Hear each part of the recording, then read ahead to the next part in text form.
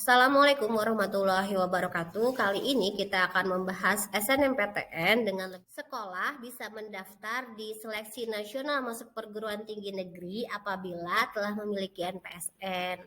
Nah, jumlah siswa yang bisa mengikuti SNMPTN pun dibatasi. Sebagai contoh, kalau akreditasi sekolahnya itu A, maka hanya 40% siswa yang bisa didaftarkan, yaitu jikalau ada 100 siswa, maka 40 anak berhak mengikuti SNMPTN.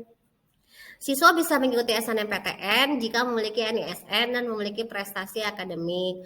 Untuk prestasi sendiri sebenarnya jika tidak ada pun tidak apa-apa, tapi jika ada akan lebih baik lagi. Nah, nilai rapot yang dimasukkan adalah nilai pengetahuan semester 1 sampai semester 5. Apabila ada yang ingin masuk ke dalam jurusan olahraga atau seni, maka wajib memiliki portofolio dan diunggah di web LTMPT SNMPTN. Bagaimana dengan pilihan? Siswa dapat memilih 2 program studi dalam 1 PTN atau 2 PTN. Jika memilih 2 program studi, maka salah satunya harus berada di PTN pada provinsi yang sama dengan SMA, MA atau SMK asalnya.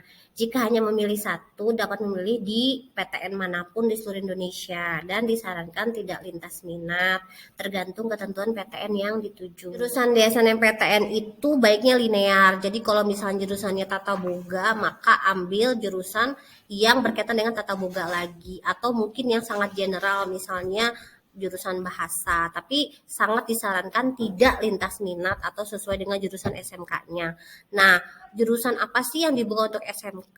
Biasanya jurusan selain yang linear juga ada jurusan yang lain, tapi itu juga bisa dilihat ketika kalian daftar SNMPTN, apakah tandanya itu abu-abu atau tidak. Kalau abu-abu berarti ketika daftar SNMPTN jurusan itu tidak diperkenankan buat SMK.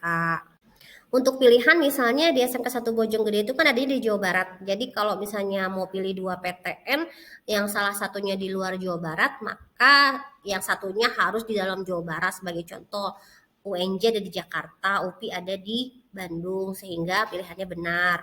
Atau hanya pilih satu PTN dan satu jurusan saja, itu boleh di mana saja.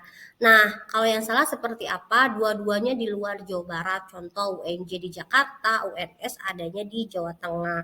Jadi bijaklah dalam memilih. Kalau memang hanya minat satu, ya pilihlah hanya satu PTN dan satu jurusan saja.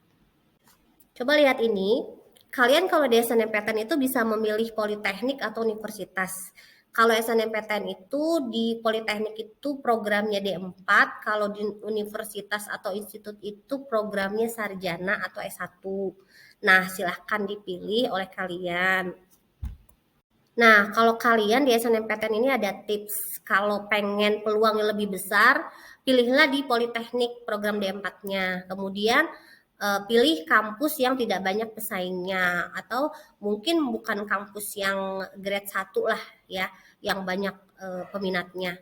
Kemudian memilih kampus yang sama dengan alumni, sehingga kamu punya potensi lebih besar untuk diterima di SNMPTN.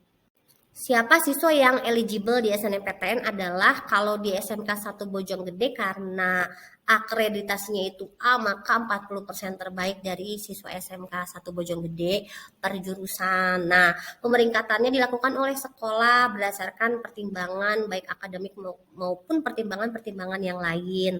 Nah, pelajaran yang di ranking itu hanya tertentu saja, jadi tidak semua pelajaran dan nilai pengetahuannya saja bisa dibaca di note-nya di atas ya. Nah, ini dia jurusan yang mewajibkan portofolio di SNMPTN. Jadi, syarat-syaratnya itu harus kalian upload ke dalam sistem SNMPTN.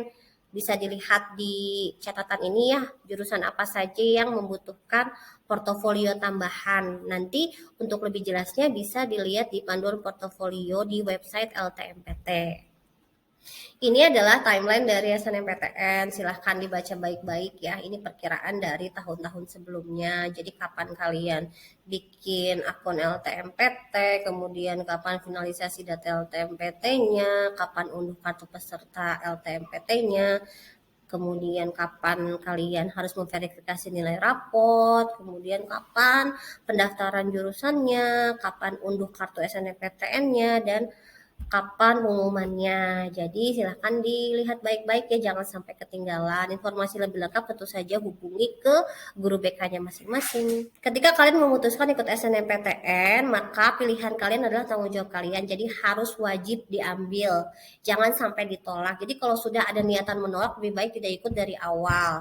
Karena banyak sekali yang ingin ikut dan lolos di SNMPTN sendiri. Nah, selain berpengaruh ke diri peserta didik, ini juga berpengaruh terhadap nama baik sekolah. Bahkan ada sanksi serius dari kampus yang dituju oleh peserta didik itu ketika memilih di SNMPTN kalau sampai menolak ketika sudah dinyatakan lolos SNMPTN. Jadi kalau dari awal tidak mau, ya tidak usah daftar. Oke?